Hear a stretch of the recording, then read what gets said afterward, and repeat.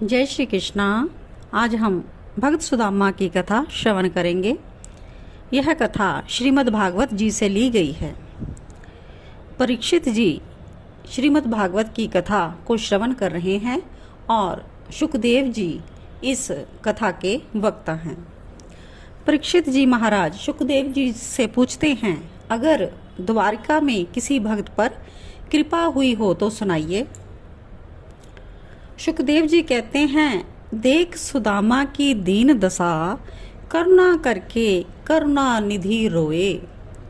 शुकदेव जी कहते हैं कि राजन, मैं आपको श्री कृष्ण के परम भक्त सुदामा की कथा सुनाऊंगा। सुदामा श्री कृष्ण के परम मित्र थे। ये ब्रह्म ज्ञानी, विषयों से विरक्त, शांत चित्त और जितेंद्रिय थे, लेकिन बहुत गरीब थे। लेकिन दरिद्र नहीं थे। लोग सोचते हैं कि जो गरीब हैं तो वो दरिद्र, लेकिन गुरुदेव कहते हैं नहीं नहीं, दरिद्रता और निर्धनता में अंतर है। भगवान का भक्त गरीब हो सकता है, निर्धन हो सकता है, पर दरिद्र नहीं हो सकता, क्योंकि दरिद्र व्यक्ति वो है जिसके पास सब कुछ हो लेकिन संतोष ना हो। शास्त्र की दृष्टि में दरिद्र वही है जिसके मन में सब कुछ होने पर भी संतोष नहीं है। सुदामा जी को एक समय का भोजन भी ठीक से नहीं मिलता था। घर में दीवार तो है पर छत का ठिकाना नहीं। टूटे फूटे पात्र थे। तीन दिन तक पत्नी के साथ भूखे रहते थे, लेकिन कभी भगवान को शिकायत नहीं की। सुदामा जी की पत्नी का नाम सुशीला था। सुशीला ने कहा, महाराज, घर में बच्चे भूखे हैं, मैं इनका पालन कैसे करूं? और आप मुझे अपने मित्र श्री कृष्ण की कथा सुनाते हो तो आप कहते हैं मेरा मित्र द्वारिका का राजा है, तो आप अपने मित्र के द्वार पर मांगने क्यों नहीं जाते? सुदामा ने कहा, सुशीला, मर जाऊंगा लेकिन मांगने नहीं जाऊंगा। कैसे जाऊं? वो मेरा मित्र है। सुशीला बोली, ठीक है, आप अपने मित्र से कुछ मांगने मत जाओ, पर दर्शन तो करके आओ, उनसे मिलकर आओ। सुदामा जी महाराज कहते हैं, ठीक है सुशीला, मैं अपने मित्र कन्हैया से मिलने जरूर जाऊंगा, लेकिन घर में कुछ है क्या जिसे अपने मित्र को भेंट कर सकूं? सुशीला जानती थी कि घर में कुछ नहीं, सारे पात्र खाली पड़े हैं, लेकिन फिर भी रसोई में गई और चुपके से घर से निकली। 4 घर गई और 4 मुट्ठी चावल लेकर आई। सुदामा जी का एक फटा हुआ दुपट्टा था, जिस दुपट्टे की 4 तय की, लेकिन फिर भी फटा हुआ है, इतनी गरीबी है। 4 की 8 तय की और जैसे तैसे लपेटा और सुदामा जी को विदा किया। सुदामा जी महाराज जब चलने लगे तो मार्ग में सोचने लगते हैं कि मैं एक गरीब हूँ और कृष्ण द्वारिका के राजा हैं, शायद मेरा कन्हैया मुझे ना मिले। लेकिन गुरुदेव कहते हैं, भगवान की दृष्टि में पैसे का कोई महत्व नहीं है, धन का कोई महत्व नहीं है, बल का कोई महत्व नहीं है। कोई व्यक्ति ऊंचे ओहदे पर हो उसका कोई महत्व नहीं है। उनकी दृष्टि में तो केवल और केवल भाव का महत्व है। बिना भाव रीजे नहीं नटवर नंद किशोर। एक बार मन में आ गया कि वापस लौट चलूं, फिर कहते हैं, नहीं नहीं, मेरे प्रभु तो प्रेम की मूर्ति हैं, मैं उनसे मिलकर आऊंगा। सुदामा जी को चलते चलते शाम हो गई। सुदामा जी एक पेड़ के नीचे बैठ गए। रात्रि का प्रहार था और भगवान को याद करते करते सो गए। इधर भगवान भी सुदामा को याद कर रहे हैं। गुरुदेव कहते हैं, इस बात को अच्छी तरह याद रखना, अगर तुम अपने आराध्य को याद करते हो तो भगवान भी अपने भक्त को याद करता है। ऐसा नहीं है कि भगवान याद ना करे। भगवान ने सोचा, मेरा मित्र थक कर सो गया है और गहरी नींद में है। भगवान ने योग माया को आज्ञा दी कि तुम जाओ और मेरे मित्र को द्वारिका में पहुंचा दो। योग माया ने भगवान की आज्ञा से द्वारिका में पहुंचा दिया। जब सुबह हुई तो सुदामा जी ने देखा चारों ओर महल ही महल खड़े हैं। सुदामा जी सोचते हैं कि हम तो पेड़ के नीचे सोए थे, लेकिन यहाँ महल ही महल।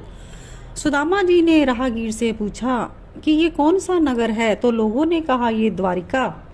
सुदामा बोले कि ये द्वारका है, तो हमारे कन्हैया का मकान कौन सा है। राहगीरों ने मना कर दिया। सुदामा जी सबसे पूछ रहे हैं, लेकिन कोई नहीं बता रहा कन्हैया का मकान कौन सा है। दोपहर हो गई सुदामा जी को। सुदामा जी के पास एक यादव आए और बोले, ब्राह्मण देवता, मैं सुबह से देख रहा हूँ, आप किसका पता पूछ रहे हैं। सुदामा जी बोले कि यहाँ मेरा मित्र कन्हैया का मकान नहीं कोई भी जानता। वो बोला कि ये सब महल आपके मित्र श्री कृष्ण के हैं, आप जिस भी महल में जाओगे आपको आपके मित्र कन्हैया का दर्शन होगा। सबसे बड़ी रानी रुक्मणी जी है, आप वहाँ चले जाइए। सुदामा जी को बताकर वो चला गया। अब सुदामा जी महल के दरवाजे पर पहुंचे। द्वारपालों ने अंदर जाने से रोक दिया। अरे ब्राह्मण, आप कौन हो, कहाँ से आए हो, कहाँ जाओगे। सुदामा जी कहते हैं, भैया आप अंदर जाकर श्री कृष्ण से केवल इतना कह देना कि तेरे बचपन का मित्र सुदामा मिलने आया है। मेरा कन्हैया सब कुछ समझ जाएगा, उसे ज्यादा बताने की आवश्यकता नहीं है। द्वारपाल अंदर गया। भगवान सिंहासन पर बैठे हैं। उस द्वारपाल ने भगवान को प्रणाम किया और भक्त सुदामा की दीन दशा का वर्णन किया। शीस पगाना जगह तन में प्रभु, जाने को अही बस के ही गरामा। धोती फटी सी लटी दुपटी अरु, पाए उपा नहीं सामा। द्वार खड़ो द्विज दुर्बल एक, रहयो चकी सो वसुधा अभिरामा। पूछत दीन दयाल को धाम, बतावत अपनो नाम सुदामा। नरोत्तम के कवि ने सुदामा जी की दशा का बड़ा सुंदर वर्णन किया है इन शब्दों में। आप सभी भाव में डूबकर अर्थ को समझिए। द्वारपाल ने कहा कि प्रभु, द्वार पर एक ब्राह्मण खड़ा है जिसके सर पर ना पगड़ी है और ना तन पर एक पुराना वस्त्र है, फटी हुई धोती जिसकी हालत जीर्ण शीर्ण, और तो और पैरों में जूते चप्पल भी नहीं, जिसके पैरों में बिवाइयां भी फट रही हैं। यहाँ के वैभव को देखकर आश्चर्यचकित हो रहा है और आपके बारे में पूछ रहा है, और उसने अपना नाम सुदामा बताया है। जैसे ही भगवान श्री कृष्ण ने नाम सुना और वो अपने सिंहासन से कूद पड़े और सुदामा सुदामा कहते हुए द्वार की ओर चल पड़े। इधर सुदामा ने सोचा काफी देर हो गई, कृष्ण आए नहीं, तो वो वापस चल दिए। भगवान ने अपने पैरों में चप्पल जूती कुछ ना पहनी, मुकुट गिर गया भगवान का, और कहीं पीतांबर कहीं उलझ रहा है। श्री कृष्ण का मन सुदामा से मिलने को बेचैन है। भगवान श्री कृष्ण मतवारे होकर भाग रहे हैं, दौड़ रहे हैं, गिर भी पड़ रहे हैं। भगवान को कोई होश नहीं। जब भगवान की ये दशा सभी रानियों ने, द्वारपालों ने देखी तो सब देखते ही रह गए।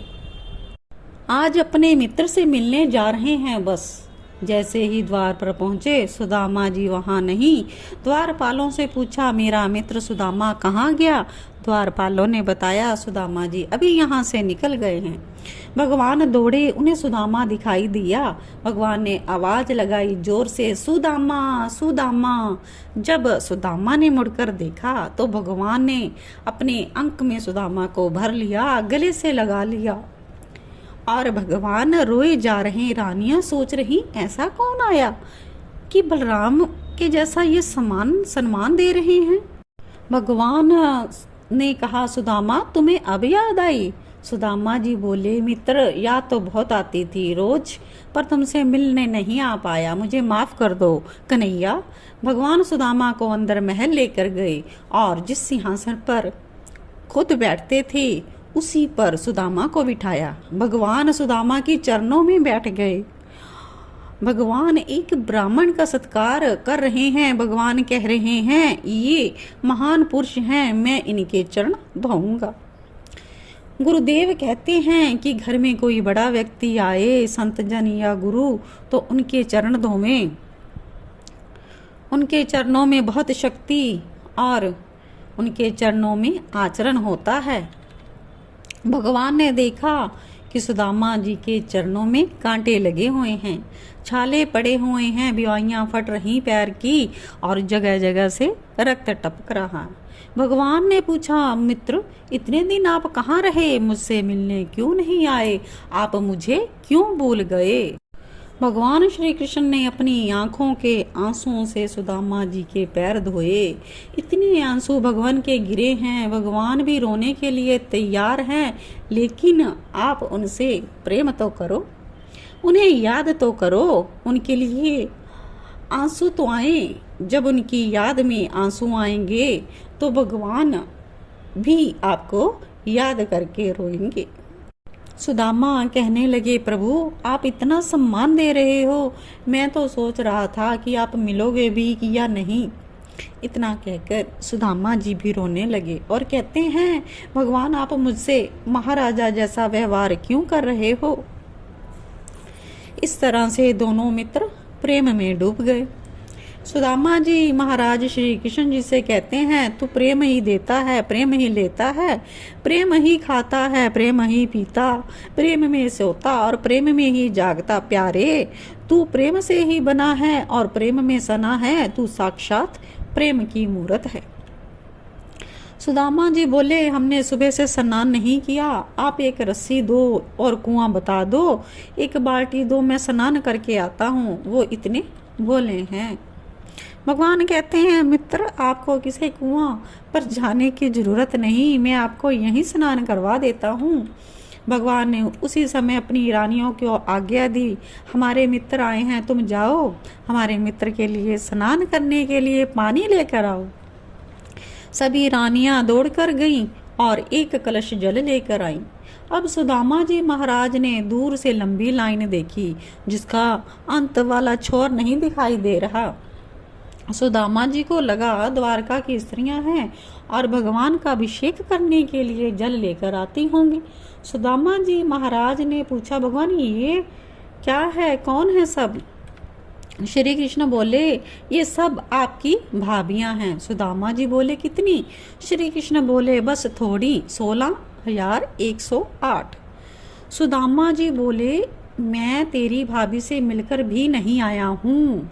एक कलश हो तो स्नान करूं, 2 कलश हो स्नान करूं, यहाँ तो 16,108 कलश हैं।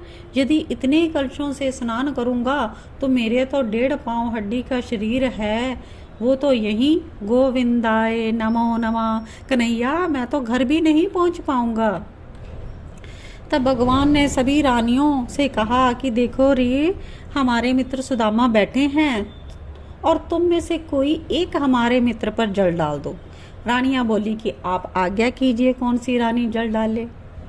भगवान बोले, अब ये भी धर्म संकट, एक का नाम लूं तो दूसरी नाराज। अच्छा भगवान इस रानी से ज्यादा प्रेम करते हैं। अब पास में उद्धव जी महाराज भी खड़े। भगवान ने कहा कि उद्धव तुम मेरे मित्र को स्नान करवाओ। अब उद्धव जी बहुत ज्ञानी हैं, उन्होंने एक खाली कलश मंगाया और सभी रानियों से एक एक चम्मच जल लिया और खाली कलश में भर दिया और भगवान को दिया। लो प्रभु आप ही स्नान करवाइए। भगवान ने अब सुदामा जी को स्नान करवाया, सुंदर कपड़े पहनाए, धूप दीप मित्र की पूजा की। सुदामा जी बोले, यार तू आरती क्यों उतार रहा है, यहाँ पेट में चूहे कूद रहे हैं, मुझे भूख लगी। देखिए वो बहुत भोले हैं, उन्हें कोई संकोच नहीं है, भगवान को कह दिया कि मुझे भूख लगी है। भगवान बोले, ठीक है आप बैठिए, मैं भोजन का प्रबंध कर देता हूँ। महल में हजारों नौकर हैं, लेकिन भगवान ने किसी से सेवा नहीं ली, खुद ही हाथों से आसन बिछाए, 2 चौकियां लगाई, खाना परोसा और अपने ही हाथों से भोजन करवाया है। भोजन के बाद विश्राम हुआ और विश्राम करने के बाद भगवान श्री कृष्ण और सुदामा जी पलंग पर बैठे हैं और रुक्मणी जी पंखा कर रही हैं। भगवान सुदामा जी से वार्तालाप करने लगे, लेकिन देखिए सुदामा जी ने 4 मुट्ठी चावल भगवान को अभी तक भेंट नहीं दिए हैं और उसने अपनी कौख में पोटली दबाए हुए है, इसलिए भेंट नहीं कर रहे। श्री कृष्ण द्वारिका का राजा और मैं एक गरीब, अगर मैं इन्हें चावल अर्पण करता हूँ तो कहीं मेरे कृष्ण का, मेरे गोविंद का अपमान ना हो जाए, क्योंकि मेरे गोविंद को लोग बड़ी बड़ी वस्तुएं देते हैं। क्या मैं 4 मुट्ठी चावल दूंगा भगवान को? ये रानियां क्या सोचेंगी कि बस 4 मुट्ठी चावल लाया है भगवान के लिए। सिर्फ इसी बात को सोचकर सुदामा जी ने चावल की पोटली को अपनी काख में दबाए रखा। लेकिन भगवान एक बात यहाँ अपने मित्र को बताना चाहते हैं कि आपके जीवन में गरीबी क्यों आ गई। भगवान बोले, मित्र आपको वो दिन याद है जब तुम और मैं उज्जैन में संदीपन ऋषि के आश्रम में पढ़ते थे? सुदामा बोले, हाँ याद है मित्र। गुरु माँ की आज्ञा से हम वन में लकड़ी काटने गए थे। एक पेड़ पर तुम लकड़ी काट रहे थे और एक पेड़ पर तुम बैठे थे, मैं भी लकड़ी काट वहां पर रहा था। देखिए भगवान बात तो सुदामा से कर रहे हैं, लेकिन भगवान की नज़र उस चावल की पोटली पर है।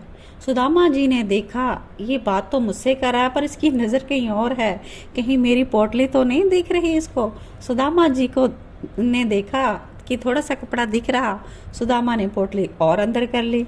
भगवान फिर वार्तालाप करने लगे, मित्र उसी समय बहुत जोर से वर्षा होने लगी, तुम भी पेड़ के नीचे बैठे, मैं भी बैठ गया और गुरु माँ के कुछ बुने हुए चने दिए थे और कहा था भूख लगे तो खा लेना। जब तुमको भूख लगी तो तुम चने खाने लगे और जब मैंने पूछा कि गुरु माँ ने कुछ खाने को दिया, मुझे जोर से भूख लगी, तुमने कहा मित्र गुरु माँ ने कुछ नहीं दिया खाने को। और मैंने ये भी कहा मुझे दांतों से तेरे को खाने की आवाज़ आ रही है, तो तुमने कहा कि जो जोर से वर्षा हो रही है ना, ठंडी हवा चल रही है, मुझे ठंड लग रही है, इसलिए मेरे दांत कटकटका रहे हैं।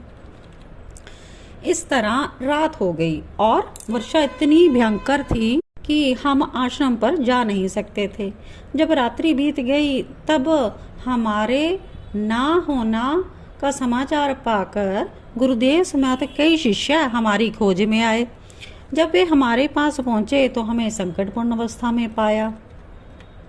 जब गुरुदेव पास आए तो उन्होंने कहा था कि अद्भुत बात है मेरे प्यारे बच्चों, तुमने मेरे लिए इतना कष्ट उठाया।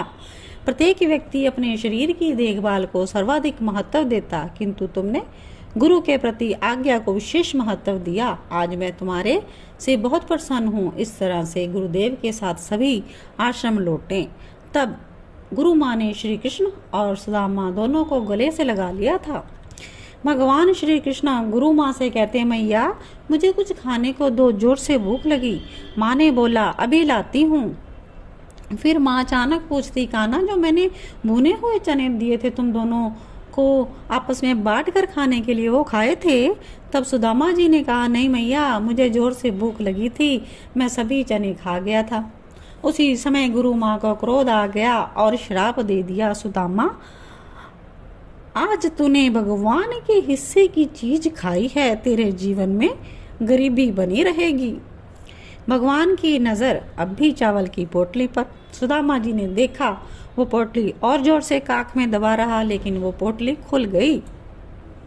उसी समय भगवान उछले और 4 मुट्ठी चावल की पोटली को छीन लिया। भगवान ने बोला, मित्र आज तुम फिर वही गलती करने जा रहे जो बचपन में की थी। मेरी भाभी के दिए हुए चावल तुम क्यों छिपा रहे हो? भगवान ने 1 मुट्ठी चावल खाए और 1 लोक का राज्य सुदामा को दे दिया। फिर दूसरी मुट्ठी चावल खाए तो दूसरे लोक का राज्य दे दिया। अब तीसरी मुट्ठी चावल खा लोगे और तीनों लोगों का राज्य सुदामा को दे दोगे, तो सोचा है आपने कि आप कहाँ रहोगे? गुरुदेव कहते हैं जब भगवान देने पर आते हैं तो सब कुछ दे देते हैं, खुद को भी दे देते हैं, लेकिन सच्ची निष्ठा से तुम भगवान के पास जाओगे तो कभी भी भगवान की कृपा से दूर नहीं जाओगे। एक निष्ठ भाव से उनको याद करो, उनसे प्रेम करो। भगवान ने रुक्मिणी से कहा, देवी आपके मुख से ये बात अच्छी नहीं लगती। आज मेरा मित्र आया है और आप मुझे रोक रही हो। तब रुक्मिणी बोली, ही नहीं कन्हैया, क्या केवल आपको ही अपने मित्र को देने का अधिकार है, मुझे नहीं? एक मुट्ठी चावल रुक्मिणी जी ने भी खाए, ऐसा संत जन बताते हैं। और रुक्मिणी जी तो साक्षात लक्ष्मी जी हैं। सुदामा जी के घर गई और उनकी पत्नी बच्चों को हर तरह के धन धान्य से परिपूर्ण कर दिया। यहाँ भगवान ने भी अनंत कृपा की है सुदामा जी पर, अदृश्य कृपा की है आज सुदामा जी पर। कहते हैं कि संसार का आदमी किसी के लिए कुछ करेगा तो गाता फिरेगा, लेकिन भगवान किसी से कुछ नहीं कहते और अनंत कृपा कर देते हैं, क्योंकि भगवान से ज़्यादा कौन दे सकता है किसी को। आज सुदामा जी महाराज भी भगवान की कृपा को समझ नहीं पाए।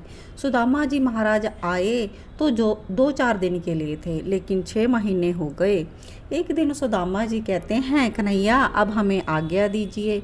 भगवान बोले कि ठीक है, आप जाइए। सुदामा बोले कि कन्हैया ने एक बार भी नहीं कहा कि 2-4 दिन और रुक जा, अब आज्ञा दी है तो जाना ही पड़ेगा। सुदामा जी ने पूछा, कन्हैया तेरी भाभी को कुछ देना हो तो कह दो। कृष्ण बोले, हाँ भाभी को मेरी सिर्फ हाथ जोड़कर प्रणाम कर देना। अब सुदामा जी बोले कि ये द्वारिका का राजा है, ये कोरी राम राम भेज रहा है। सुदामा जी अब चलने लगे हैं और मन में सोच रहे हैं, चलो अच्छा ही हुआ कन्हैया ने कुछ नहीं दिया, नहीं तो दोस्ती की गरिमा ख़त्म हो जाती, और वैसे भी मेरे मांगने की या लेने की कोई इच्छा नहीं थी। इस तरह सोचते सोचते सुदामा जी महाराज अपने घर की ओर निकले, लेकिन जब पहुँचे तो बड़ा आश्चर्य। जैसे महल द्वारिका में खड़े थे, वैसे ही सुदामा जी के गांव में। सुदामा जी बोले, कहीं मैं दोबारा घूमकर द्वारिका में तो नहीं आ गया, क्योंकि पृथ्वी गोल है। लोगों से पूछा, कौन सा नगर है ये? लोग बोले, ब्राह्मण देवता, ये सुदामा का नगर है। वहाँ पर एक बहुत सुंदर महल खड़ा है और महल की खिड़की पर उसकी पत्नी खड़ी है सुशीला। सुशीला ने अपने नौकरों को सुदामा को लेने भेजा। जब सुदामा ने देखा पत्नी तो गहनों से लदी खड़ी है, तब बोले, ये सब तूने किसने दिया तुझको? सुशीला बोली, आप तो द्वारिका गए थे और आपके पीछे से भगवान श्री कृष्ण के सेवक आए और मुझे ये सब कुछ देकर चले गए। सुदामा बोले, सुशीला तू सच बता, ये सब किसने दिया? यदि तू सच नहीं बताएगी तो मैं तुझे घर से रहने नहीं दूंगा। सुशीला बोली कि यदि आपको विश्वास नहीं है तो अपने मित्र से खुद ही पूछ लो। सुदामा बोले कि कहाँ है कन्हैया? सुशीला कहती है, अंदर बैठे हैं। सुदामा कहते, वो तो द्वारिका में है। तो सुशीला अपने पति का हाथ पकड़कर अंदर ले गई भगवान के मंदिर में और श्याम सुंदर की मूर्ति के सामने खड़ा कर दिया। सुदामा जी बोले कि आज तुझे मूर्ति से प्रकट होना पड़ेगा। अगर तू आज नहीं आया और तूने ये नहीं कहा कि ये सारा धन तूने दिया है तो मैं सुशीला को घर में नहीं रखूँगा। सुशीला और सुदामा दोनों ही भगवान से प्रार्थना करने लगे।